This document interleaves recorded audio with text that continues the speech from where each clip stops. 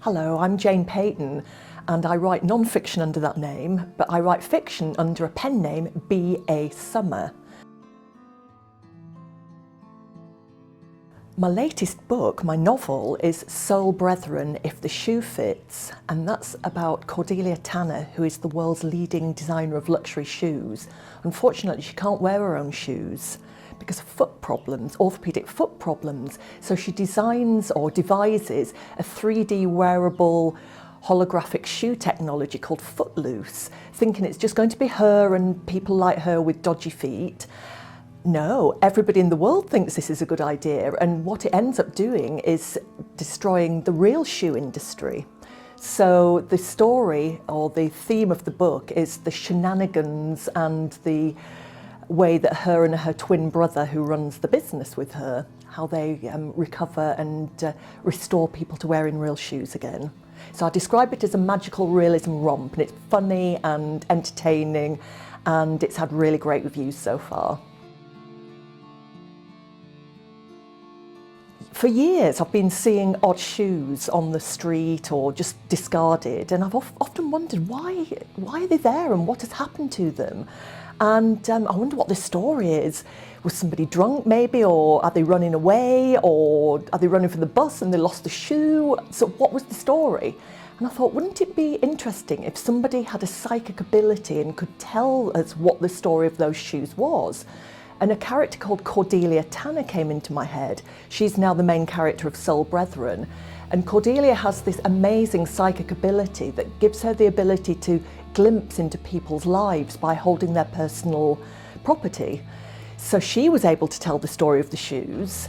And so I based the book around Cordelia and her psychic ability. There is actually a psychic ability called psychometry, but I wanted Cordelia to have more than that. So she calls hers psychometrics, which means that I can actually make it all up if I want to, which I have done. Now, the main characters in the book are Cordelia Tanner, and she's great fun, she's beautiful, she's very talented, she's accomplished, she's kind, funny, really good company. And she runs House of Tanner, her luxury bespoke shoe business, with her twin brother Rex. Now Rex is not a creative person, he's very logistic minded, he's got that sort of very organised mind, he's a mathematician. So together they are the perfect couple to run a creative business that is actually a global business as well. And because Rex is her twin, and because he's so accomplished and clever at computer work and technology, he's able to devise the Footloose technology. Now they decide they're going to do this secretly because a holographic shoe technology is the opposite to what their bespoke luxury shoe business is. So in terms of brand values, it's the total opposite. So they end up making up a character to be the front person for this Footloose, which is very useful when they become enemy number one with the rest of the shoe industry of the world.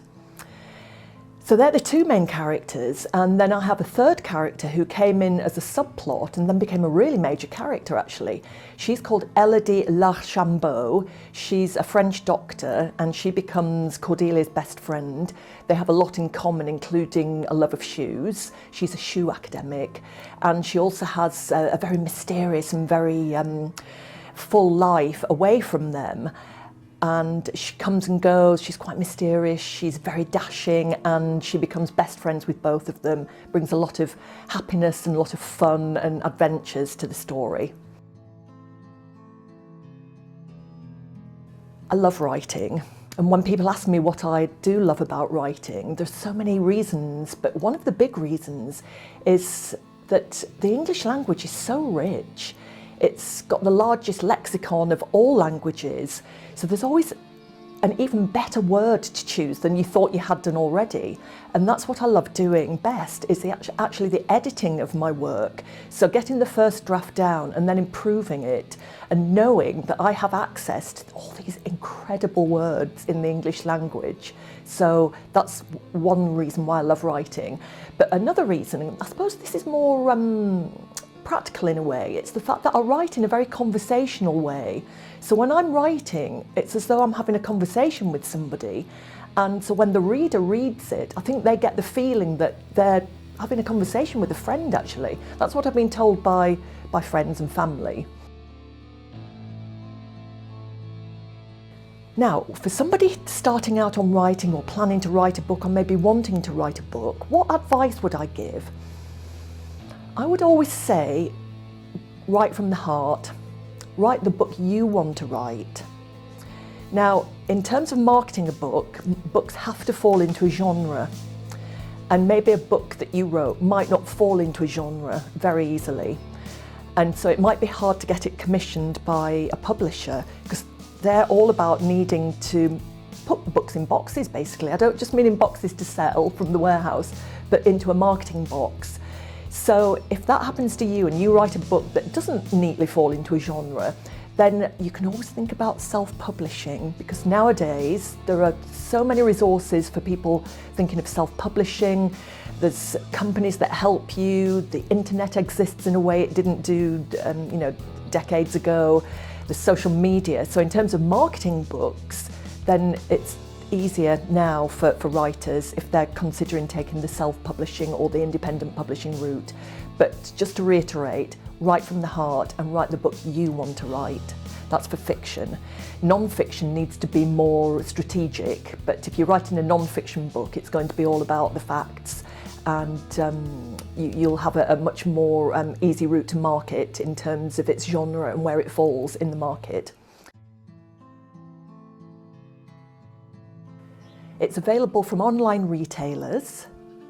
You can buy signed copies from the publisher, elfadoisland.com, and it's available to order from bookshops as a paperback. You can also buy it as an ebook.